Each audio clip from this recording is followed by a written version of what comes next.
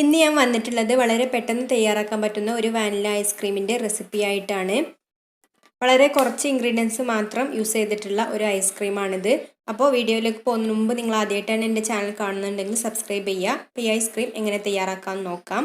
Ice cream തയ്യാറാക്കാൻ വേണ്ടിയിട്ട് ഞാനിവിടെ 1 കപ്പ് പാൽ എടുത്തിട്ടുണ്ട്. ഇതൊരു പാനിലേക്ക് ഒഴിച്ചു കൊടുക്കുക. ഫ്ലെയിം ഓൺ ആക്കിയിട്ട് പാൽ ഇളക്കിക്കൊണ്ടിരിക്കണം. ഇനി ഇതിലേക്ക് 1 table spoon cornflour 1 table spoon പാലിൽ കലക്കിയത് ഒഴിച്ചു കൊടുക്കണം. കോൺഫ്ലവർ ഞാനിവിടെ ഒരു ബൗളിൽ എടുത്തിട്ടുണ്ട്. ഇതിലേക്ക് 1 ടേബിൾ സ്പൂൺ പാലും കൂടെ ഒഴിച്ചിട്ട് ഒട്ടും കട്ടയില്ലാതെ മിക്സ് ചെയ്തെടുക്കുക.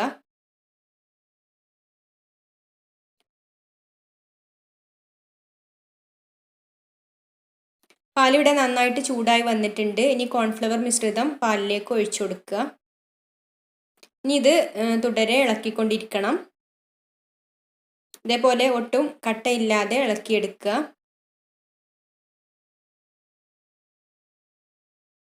ഇതൊന്ന് തിക്കാവുന്നത് വരെ ഇതേപോലെ ഇളക്കിക്കൊണ്ടിരിക്കണം.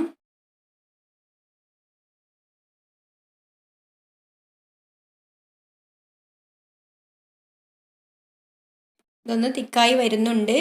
കുറച്ചും കൂടെ ഒന്ന് തിക്കായാൽ ഫ്ലെയിം ഓഫ് ചെയ്യാം.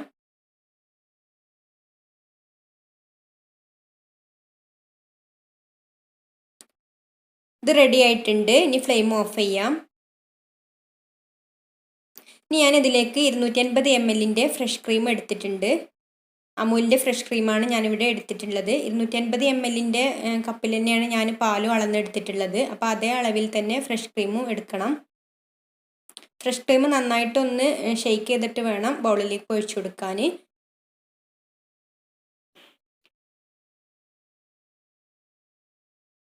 പിന്നെ 1/4 കപ്പ് പൊടിച്ച പഞ്ചസാര എടുത്തിട്ടുണ്ട്. പിന്നെ ഫ്ലേവറിന് വേണ്ടിയിട്ട് വാനില എസൻസും കൂടെ എടുത്തിട്ടുണ്ട്. ഫ്രഷ് ക്രീം നന്നായിട്ട് തണുപ്പിച്ചെടുത്തതിന് ശേഷം വേണം ഇത് ബീറ്റ് ചെയ്തെടുക്കാൻ. ഇതൊരു ബൗളിലേക്ക് ഒഴിച്ചു കൊടുക്കുക.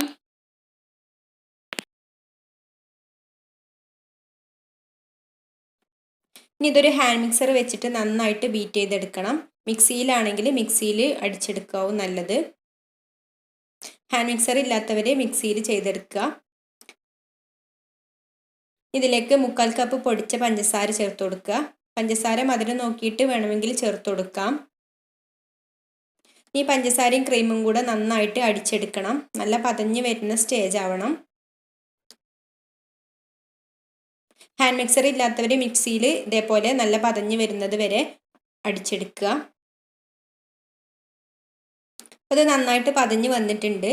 ഇനി ഇതിലേക്ക് തയ്യാറാക്കി വെച്ചിട്ടുള്ള കോൺഫ്ലവർ മിശ്രിതം ചേർത്ത് കൊടുക്കുക. ഇത് നന്നായിട്ട് ഞാൻ ഫ്രിഡ്ജിൽ വെച്ച് തണുപ്പിച്ചെടുത്തതാണ്. ഇതിലേക്ക് 1.5 ടീസ്പൂൺ വാനില എസൻസും കൂടെ ഒഴിച്ചു കൊടുക്കുക.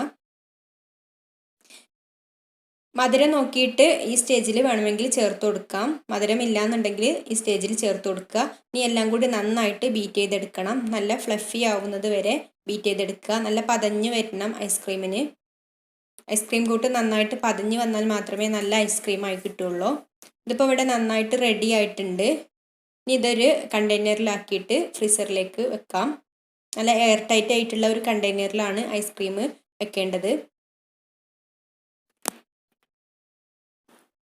ഐസ്ക്രീം ഇവിടെ കണ്ടെയ്നറിൽ ഒഴിച്ചു കൊടുത്തിട്ടുണ്ട്. ഇനി ഇതൊന്ന് അടച്ച് വെച്ചിട്ട് ഫ്രീസറിൽ വെച്ച് തണുപ്പിച്ചെടുക്കാം. ഒരു ഓവർനൈറ്റ് ഫ്രീസറിൽ വെക്കാവും നല്ലത്. എന്തായാലും ഒരു 10-12 മണിക്കൂറെങ്കിലും ഐസ്ക്രീം സെറ്റ് ആവാൻ വേണ്ട സമയം വേണം.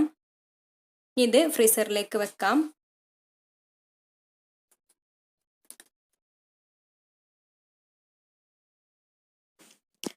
ഐസ്ക്രീം ഇവിടെ നന്നായിട്ട് സെറ്റായി വന്നിട്ടുണ്ട്. ശരിക്കും ഐസ്ക്രീം ഒരു 2 ദിവസം ഫ്രീസറിൽ വെച്ചിട്ട് എടുക്കുകയാണെങ്കിൽ നല്ല ടേസ്റ്റി ആയിട്ടുള്ളൊരു ഐസ്ക്രീം ആയിട്ട് കിട്ടും. ഞാനിതിന് മുമ്പ് ഒരു മാംഗോ ഐസ്ക്രീമിൻ്റെ വീഡിയോ ഇട്ടിരുന്നു. അത് ഇതേപോലെ ഫ്രീസറിൽ വെച്ചൊരു 2-3 ദിവസം കഴിഞ്ഞപ്പോഴാണ് നല്ല ടേസ്റ്റി ആയിട്ടുള്ള ഒരു ഐസ്ക്രീമായി കിട്ടിയത്. അപ്പോൾ ഇനി ഐസ്ക്രീം ഓരോ സ്കൂപ്പ് സെർവിങ് ബോളിലേക്ക് ഇട്ട് കൊടുക്കുക. അപ്പോൾ ഈ ഐസ്ക്രീമിൻ്റെ വീഡിയോ ഇഷ്ടമായെങ്കിൽ തീർച്ചയായിട്ടും ലൈക്ക് ചെയ്യാനും ഷെയർ ചെയ്യാനും പിന്നെ പുതിയ റെസിപ്പീസിനൊക്കെ വേണ്ടിയിട്ട് എൻ്റെ ചാനൽ സബ്സ്ക്രൈബ് ചെയ്യാനും മറക്കരുത്. സബ്സ്ക്രൈബ് ചെയ്യുന്നതോടൊപ്പം കൂടെ വരുന്ന ആ ബെല്ലൈക്കൺ കൂടെ ഒന്ന് ക്ലിക്ക് ചെയ്യുക. മറ്റൊരു വീഡിയോയുമായിട്ട് വീണ്ടും വരാം. Thanks for watching.